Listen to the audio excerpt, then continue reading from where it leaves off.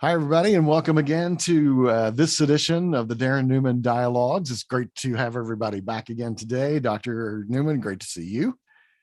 Thank you. Good to see you too, my friend. Thank you. So glad for everybody who's tuning in by way of the YouTube podcast, whether it's audio or video that you're connecting with us today. Just want to thank you for being a part of the program and in our life's journey to discover the wonder and the wisdom and the wild that life brings us every day. And today is no different. We're going to dive into the dialogues of wisdom, wonder, wild, and figure out what life can be for all of us. And so we're glad you're here with us today. We just want to remind you at the top of the podcast today that if you're watching by YouTube, make sure you like and subscribe. Make sure you hit that bell icon so that you're notified whenever there's a new podcast or a new broadcast that's been uploaded. Feel free to share this with your friends, comment, be a part of the conversation, be a part of the dialogue as we grow together on this thing called life. Dr. Newman, what do you have today for us? Thank you for that, my friend. Well, a lot of things going on in my mind as we were talking before taping here today.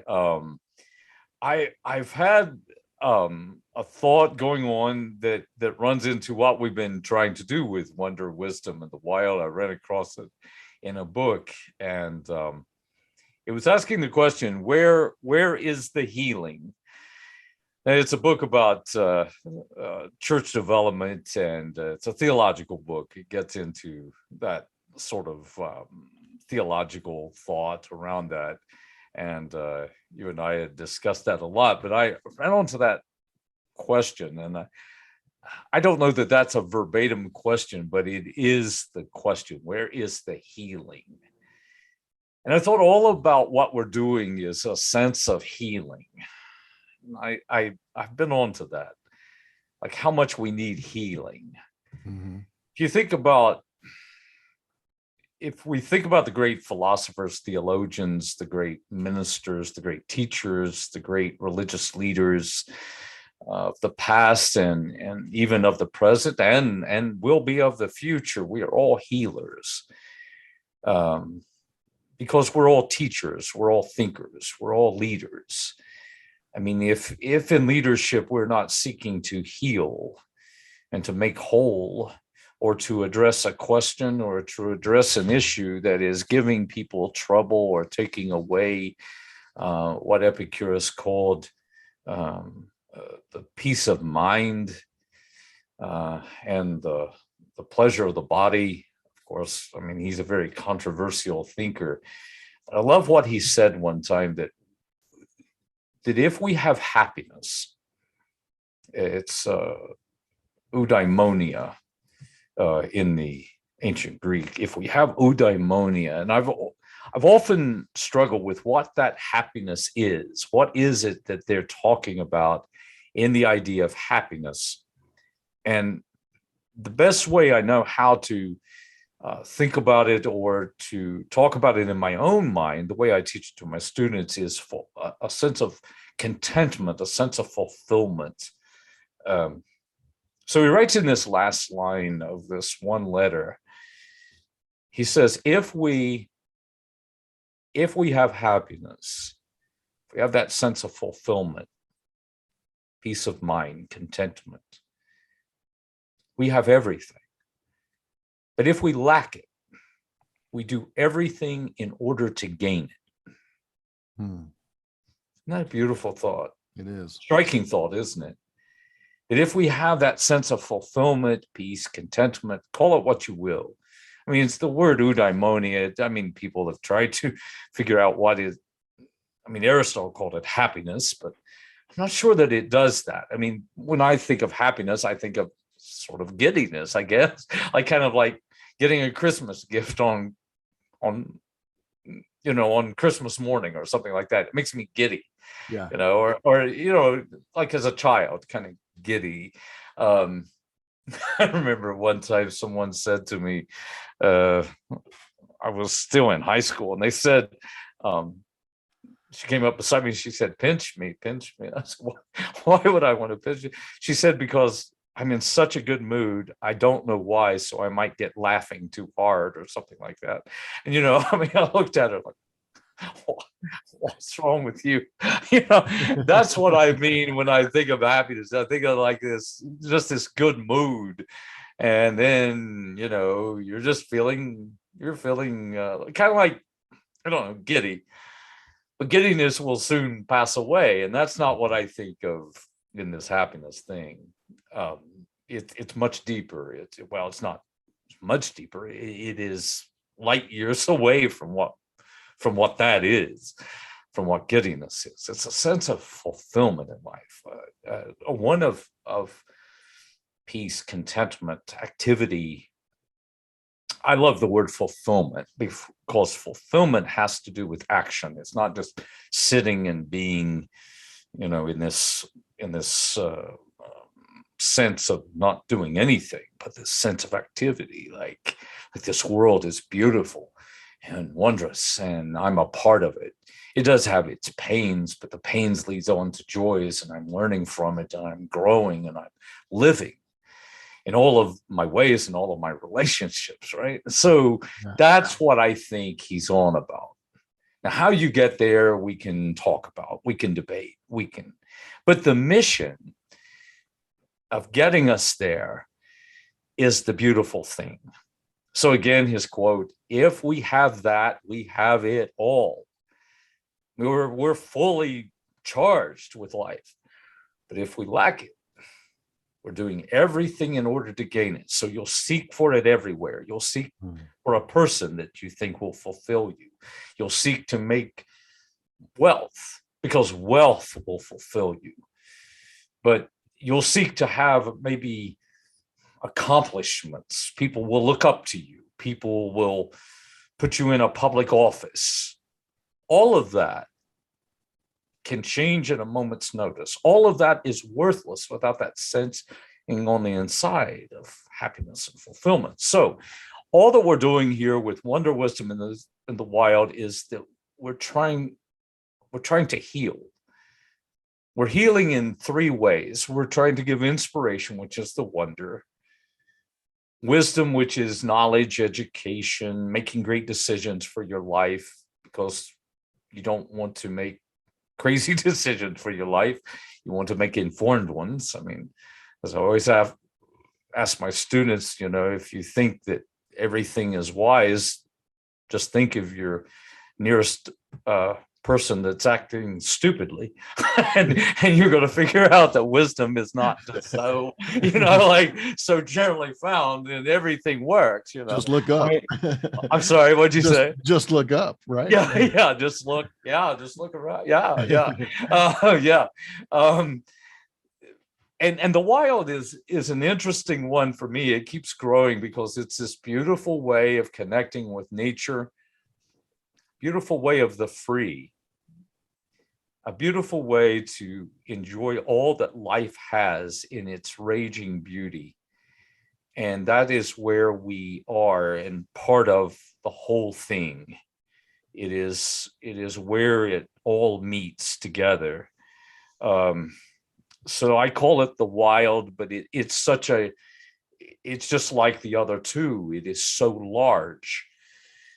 But as we might say, a walk in the woods, a great line that we've learned about, some point of knowledge, and something like that gives us inspiration, like maybe just a encouraging word.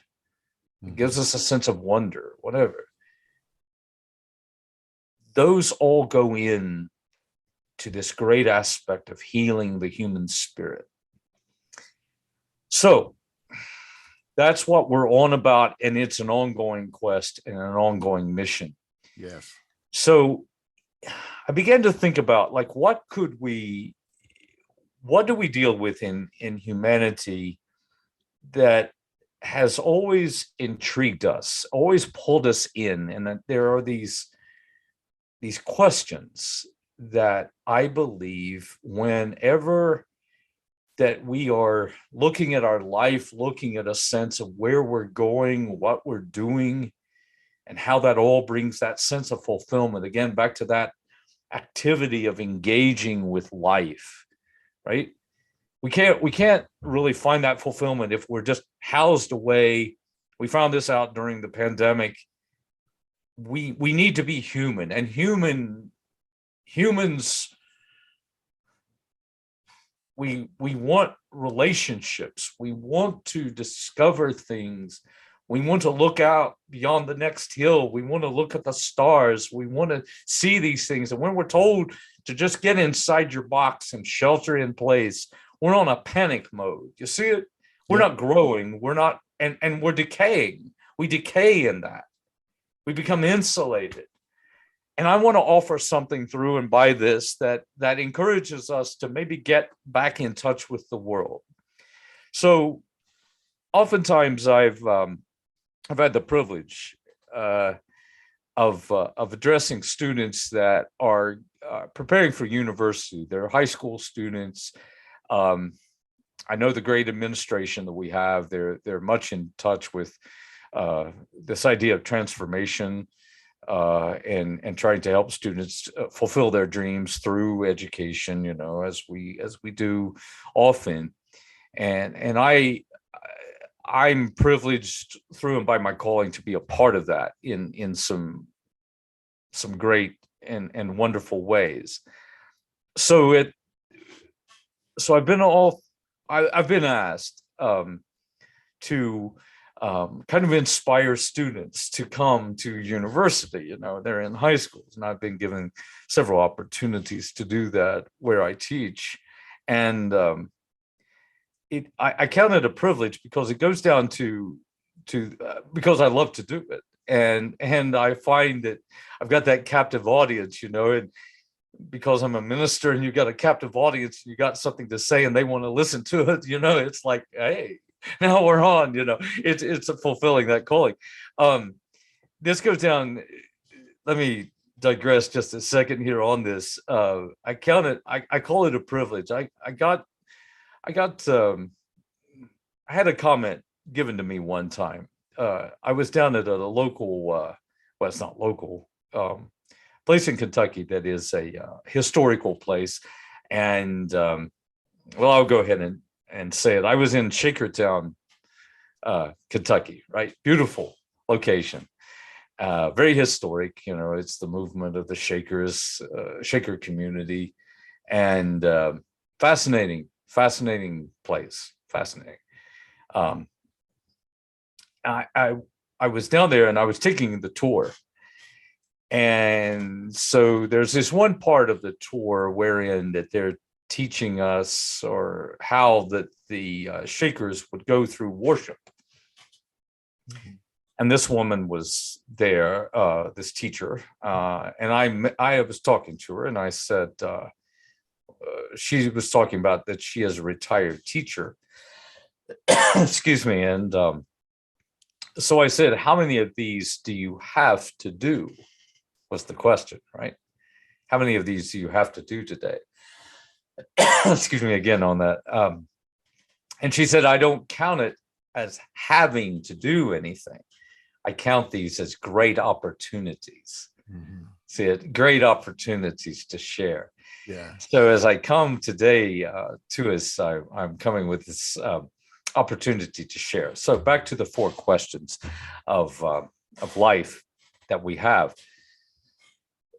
So with these students, there is this there's this anticipation in what they're trying to do and what they're trying to accomplish. They have these dreams, and I always come on and I try to give them something. I'm trying to cheer them on, trying to inspire them. So there are these 4 questions that I want to talk about today that it will help to inspire all of us, I hope. And it goes down into an idea that that I hope it helps us to see life more clearly and inspires us. So it begins with, what do I believe? what do I believe? That great question. There's actually 4 of these, but that's the first one. What do I believe in? And the way I structure that question is, what do you count as eternal? What outlasts you? There is something bigger than you out there. What is it? Right? Right. It could come in multiple ways. You know, you could answer it. I always answered it, of course, that's God. But you'll be fascinated by all the different answers. It could be life. It could be, I've heard love. I've heard nature. I've heard it all. But that great question of something bigger than you, what is that? That is a great question for humanity, I think. We get so tied up in the minuscule things that what is that large, eternal, beautiful, divine thing? What is it? And I don't mean a thing. It could be a person like God, or I don't mean to take anything away from that. I'm just saying, what is divine? What is eternal? Because there has to be something that outlasts all of us, right? There's something eternal. It's always a shocking question when I get to the students, because I said there'll come a time, unfortunately, that we won't be alive anymore. So what was before you and what will be after you? What is it? That gives, I don't know, that gives me a sense of destiny. That gives me a sense of, it pulls me upward. It gives me something to relate to, something that I can put my mind, my soul to. What is it? And to discover that for yourself, to discover that and to have a relationship with that. That it goes back to, I keep hearing this one song. It's an old gospel song, somebody bigger than you or I, right? Do you remember that song? I don't know. Somebody, yeah. I think it was done by, excuse me, Andy Griffith one time. Somebody bigger than you. Yeah. I think it's you and I. It's just such a charming, I don't know, it's an endearing song because it puts our eyes upward. It's like it makes us walk out under the stars. It's this sense of looking up, that this is, I don't know, we are part of something so great and so beyond us that is eternal and divine. And to keep that always in our minds. Mm-hmm. The second question is, what do we know? What do we know? It has to do with truth. If this has to do with eternal, the divine, then this has to do with truth. Like, what do I know? I mean, what do I know? What is truth to me? And to try to ask that question, is truth found on a screen? Is truth just there? Or do we all have just our own little truths? Or is there something called truth, capital T? And how is that related to the big scheme of things? You see that. What do I know? So often we look at, and we've got a problem with this today, I think, looking just at screens and thinking, yeah, that's truth. Look at how often we look at a screen for our truth, but be careful. Be careful. See it? Because sometimes believing that just simply because it's there will not give you wholeness, will not give you fulfillment, but will give you fear. And that takes fulfillment away. That takes your life force away. In fact, back to Epicurus, he said 2 of the forces that really we have in life that dismantle us are pain of the body and fear of the mind, fear in the mind and soul, right? When we fear, it cripples us. It's like FDR's famous quote that, we have nothing to fear but fear itself. Yes. But if we believe in something and we know that it's to be true, see, there's something there. So what is truth? The third question has to do with my feelings, my emotions, my passions, my values. What do I feel? What moves me? What do I value in life? What puts, a smile on my face, a tear in my eye, in a good way, right? In a very beautiful way. What is beauty? That's it. What is beauty? What inspires you? Like, what moves you? Impassions you, I always call it. It's kind of like drive, isn't it? It's like a kind of a pull of the passion. Like, what do you get excited about? Yeah. What songs do you turn up on your, on your device when you're listening to them? Why do you turn them up? What is it? See, that's that great question of that. Yeah. So what do you value, right? The last thing and the last question is, what do you do with it? How do you live it out? What impact does it make? What is goodness? What is justice? What is fairness? What is it to live a great life?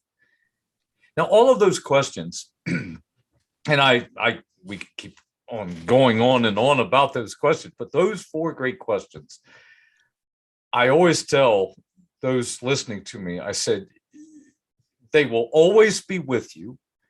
You will always be asking them. You will always be defining and redefining them.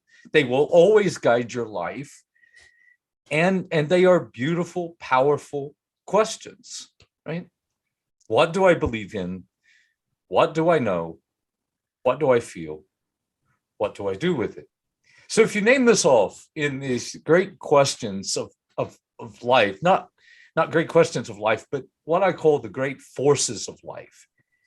So from time past, we've often thought about these, and I don't know who first came up with these, what philosophical thinker or theologian, whoever it was, came up with beauty, goodness, truth. And then there's this last one.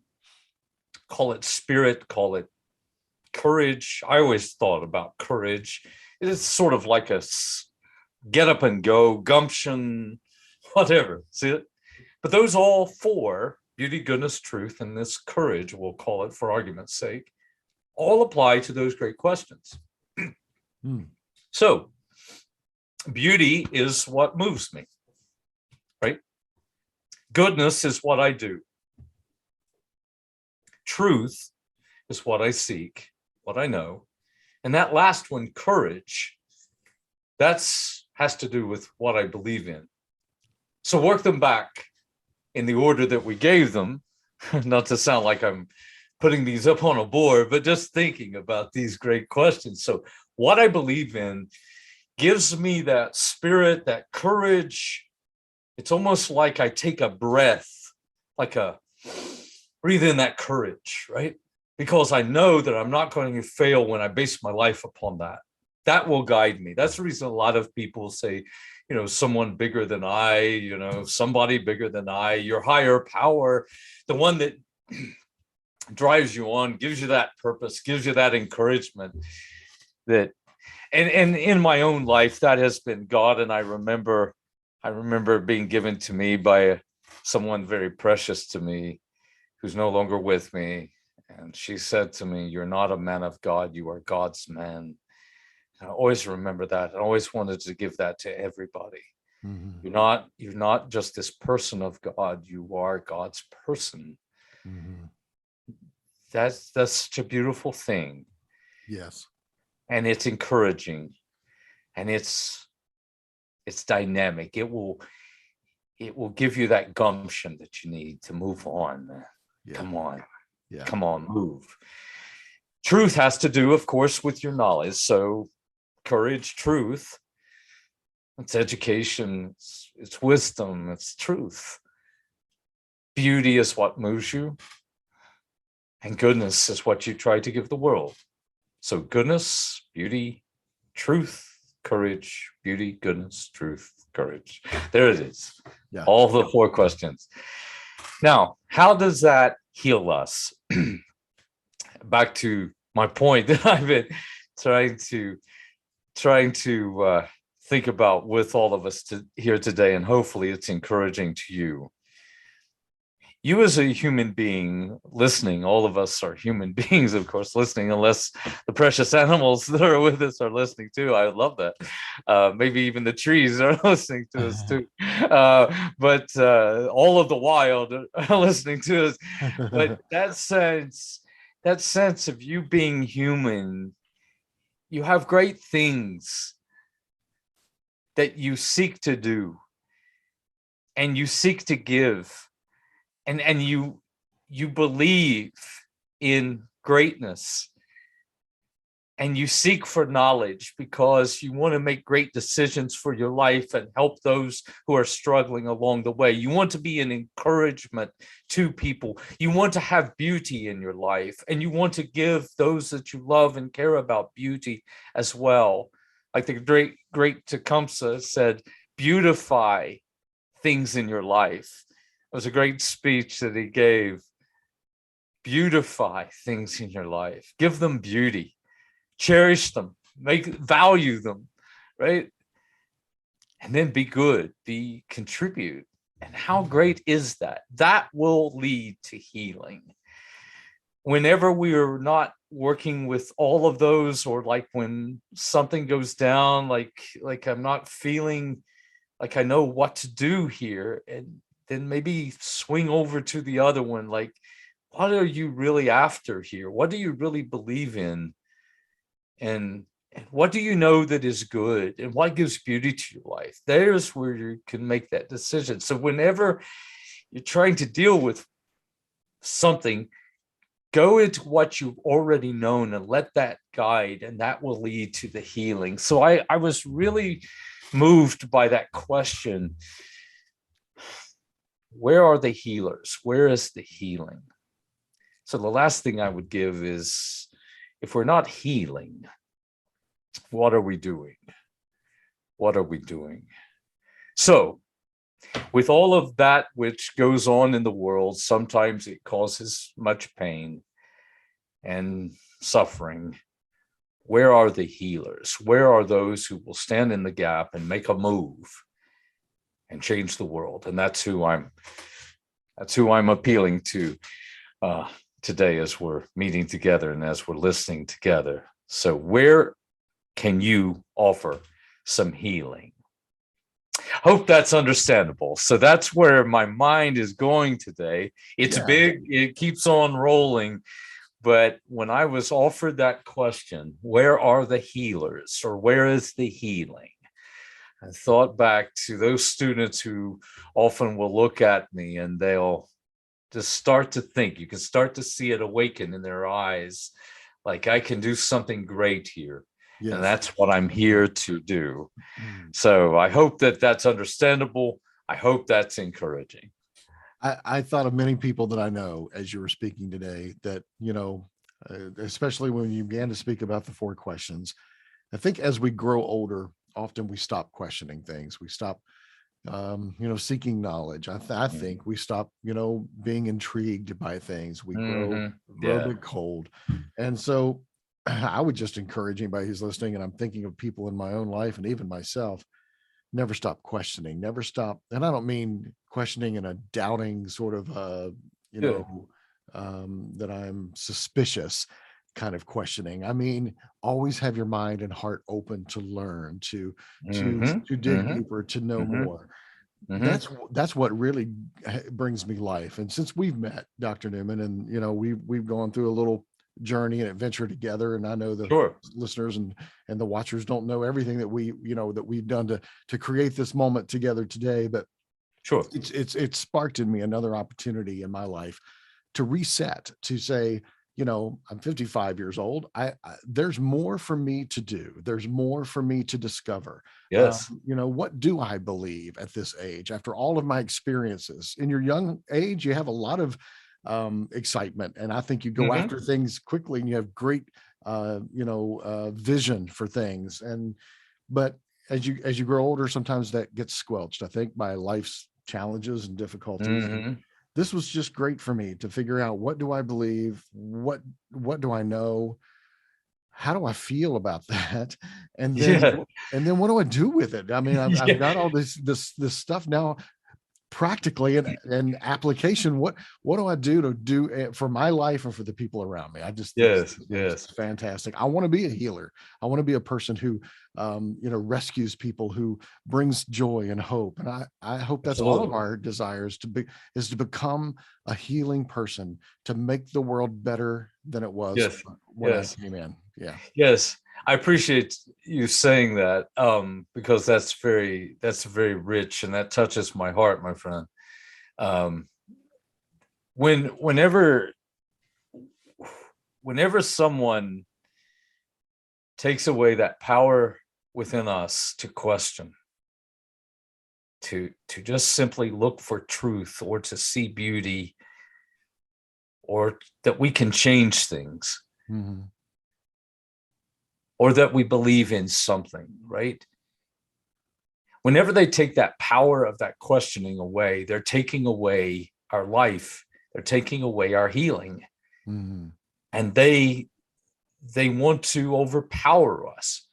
That's the reason that, excuse me for saying so, tyrants don't like questioning. Yeah. Tyrants will burn books. Yes. Tyrants will try to control beauty. And tyrants hate it when you learn to read and you start thinking, this doesn't make any sense. And tyrants don't like faith. And tyrants don't like anybody trying to make a difference.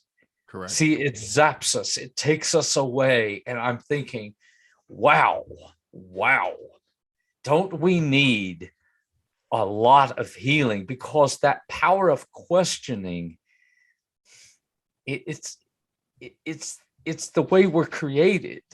It's Yes. what we do. Yes. It's how we've built anything called human. It's because we can do this better, Yes. right? And we can become better. I love that. I love that aspect. I love that great thought that someone gave. They said the only difference between you and the ancient past of every person that has ever lived, whether they were at the cave painters of the Ice Age, or they were the builders of the great societies. They were the ancient people that looked up at the stars and just wanted to live. The only difference is that we drive cars and use cell phones. Yeah. The Yeah. passion is still the same, right? The Yes. drive, the wanting to be fulfilled. Yes. And it's a beautiful thing.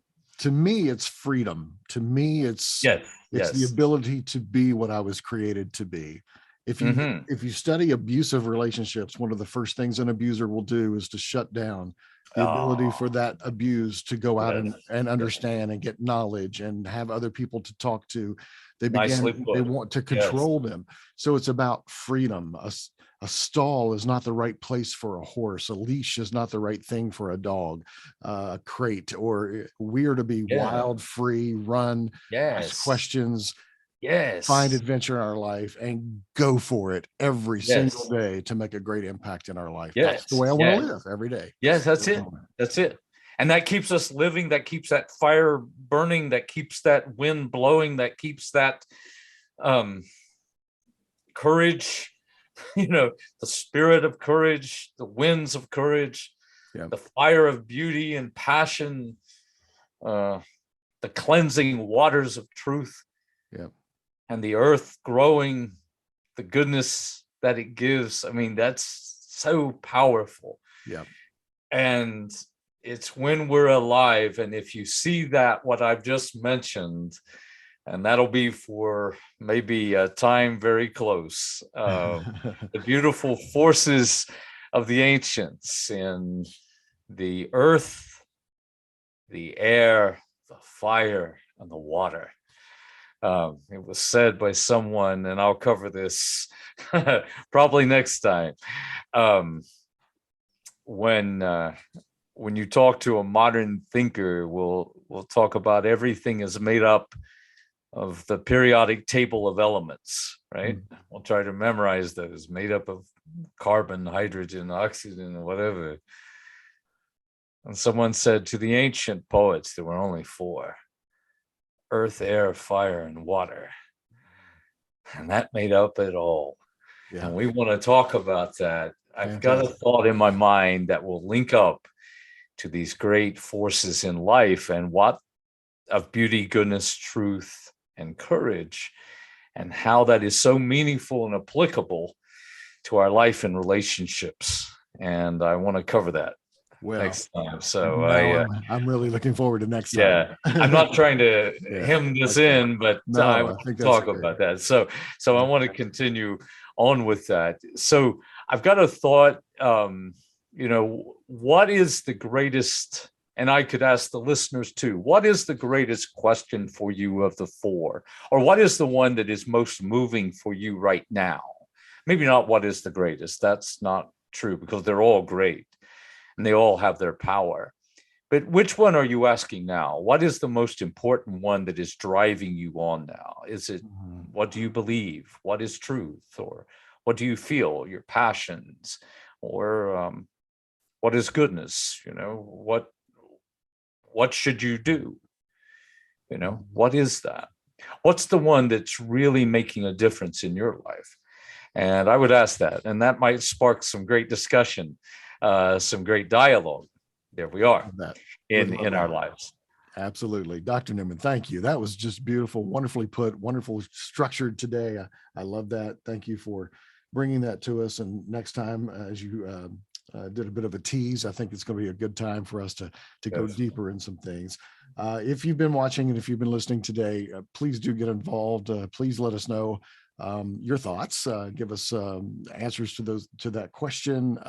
Share this podcast with anybody you feel might be encouraged by it, I can think of people myself who would really want to hear what was said today, to maybe encourage and strengthen them and bring them some hope and direction in their life. And make sure that you subscribe to all of the channels that you can find us on. Watch for us on social media. You'll find us on all of those locations, and we'd love to be a part. We'll put all that information in the show notes. I'll make sure I help Dr. Newman to do that today to make sure we get the right contact information there. I appreciate that. Thank you. It's always a privilege to be with you, and we'll see you next time on the Darren Newman Dialogues.